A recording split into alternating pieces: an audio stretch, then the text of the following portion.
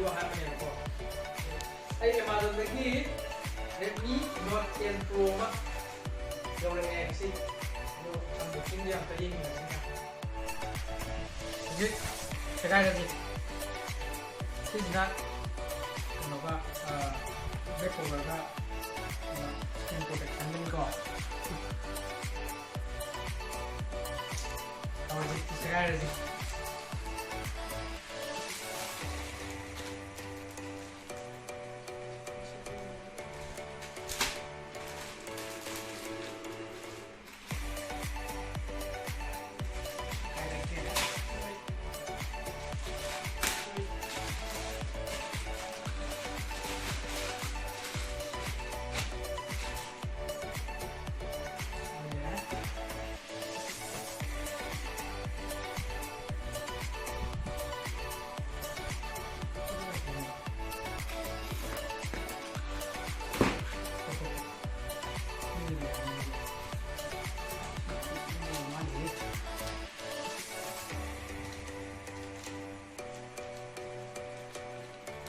invoice.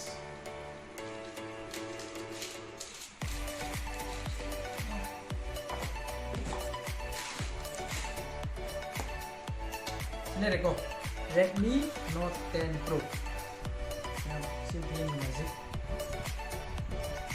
120Hz AMOLED dot display with SDR10 support. The processor na Qualcomm Snapdragon 732G. 8nm high performance processor. Display is the crowning Gorilla Glass 5 Nico. Camera na 64 megapixel A1 quad camera. The battery na 5020 mAh type battery. 33 watt fast charging. Dong ji hang age. Aku pa ji muni yang ase.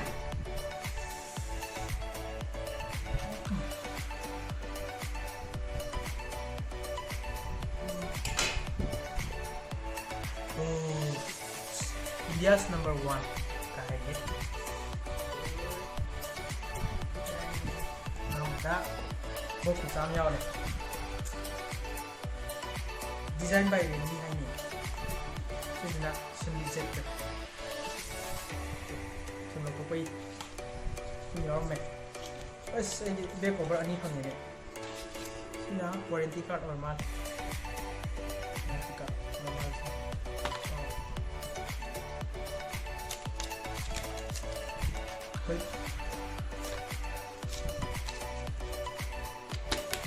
mana warranty jadi sudah cover sudah reko mana serap pun transparent oiba mana protection jauh tu kan ini oh ada ini sini ada ini mobile Redmi fazare Ultra का था है premium का था है चला गया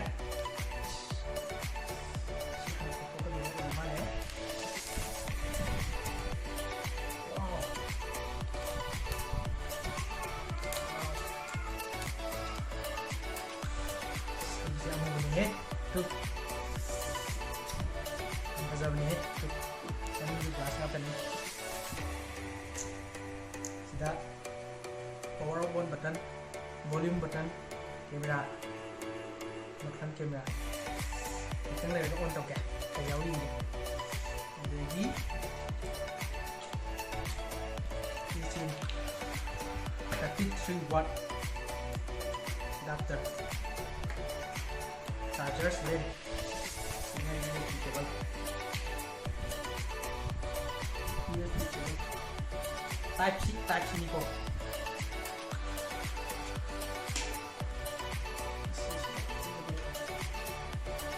3 watt ini masuk ke toko lain. Ini sini ya. Saya mau saya tahu berapa.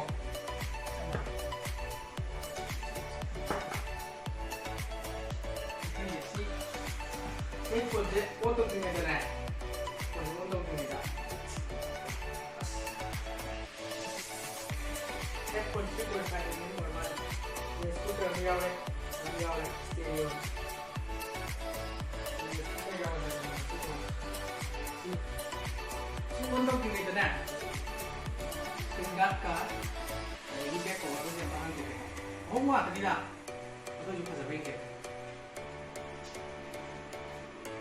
ꯑꯩ ꯐꯣꯟꯁꯦ EMIꯗ ꯂꯧꯕꯅꯦꯕ ꯑꯗꯨꯅ ꯑꯍꯤꯡꯗ ꯀꯛꯈꯤꯕꯅꯦ ꯍꯥꯞꯄꯗ ꯀꯛꯈꯤꯕꯗ ꯑꯁꯤꯁꯦ ꯃꯨꯟꯅ ꯌꯦꯡꯍꯧꯗ꯭ꯔꯦ ꯃꯁꯛꯁꯦ ꯐꯖꯕ ꯌꯦꯡꯁꯤ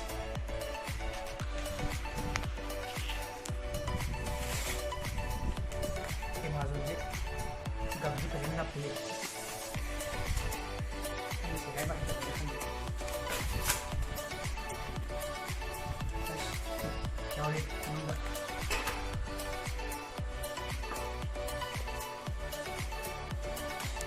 Hey.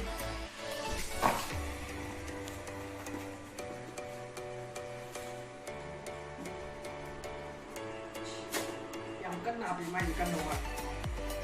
Sibuk sini. Sini. Harsh mud. Impossible protection guy ni. Multi-layer protection ni. Mungkin nak tahu tu macam dia apa yang orang main ni. Kan je. Kai jadi asal ini yang sih itu fingerprintnya tadi tu ini screen guard undang metala dan dia mana deh yang sih wah ini sih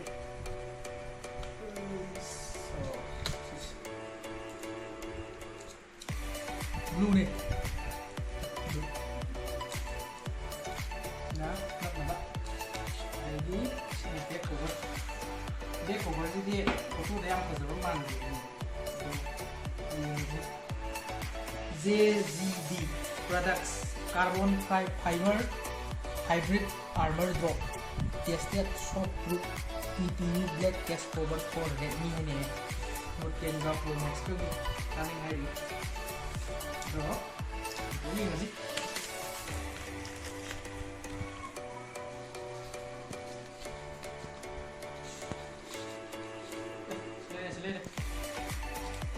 dulu dikira-kira pakai sih ada yang bonus dari ini kan sudah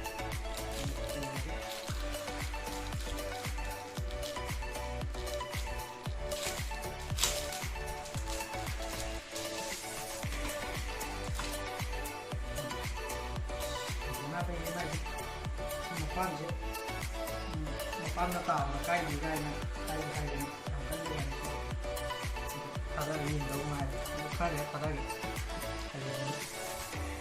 macam dulu lama deh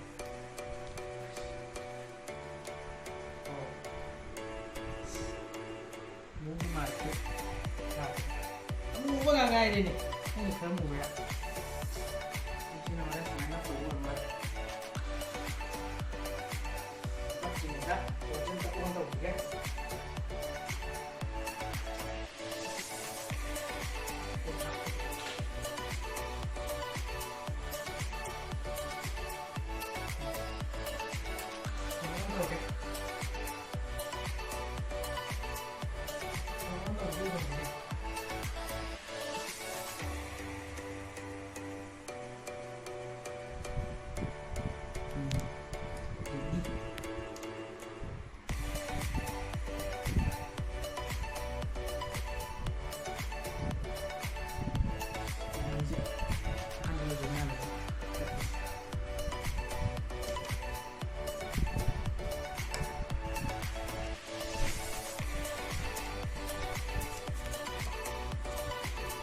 just a second. MI UI, yeah. Just lagi.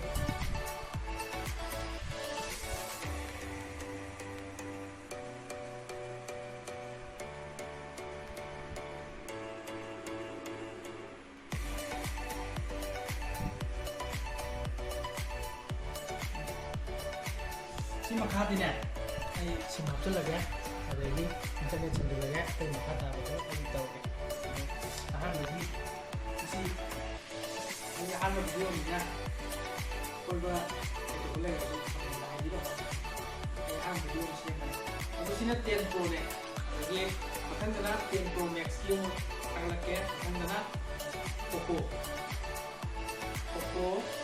X3 Pro ꯑꯗꯨꯝꯕ ꯊꯥꯒꯠꯂꯛꯀꯦ ꯑꯗꯨꯒ ꯁꯤ 10 Proꯁꯤꯒ 10 Pro Maxꯇꯨꯒ speed test compare ꯀꯩꯀꯥ ꯇꯧꯔꯒ ꯊꯥꯒꯠꯂꯛꯀꯦ ꯌꯥꯝ ꯃꯈꯥ ꯇꯥꯅ review ꯁꯤꯒꯤꯗꯤ ꯁ꯭ꯋꯥꯏꯗ ꯂꯣꯏꯁꯤꯜꯂꯒꯦ ꯑꯩꯈꯣꯏ ꯊꯤꯕ ꯉꯥꯡꯕ ꯂꯩꯔꯁꯨ ꯇꯥꯛꯄꯤꯒꯅꯤ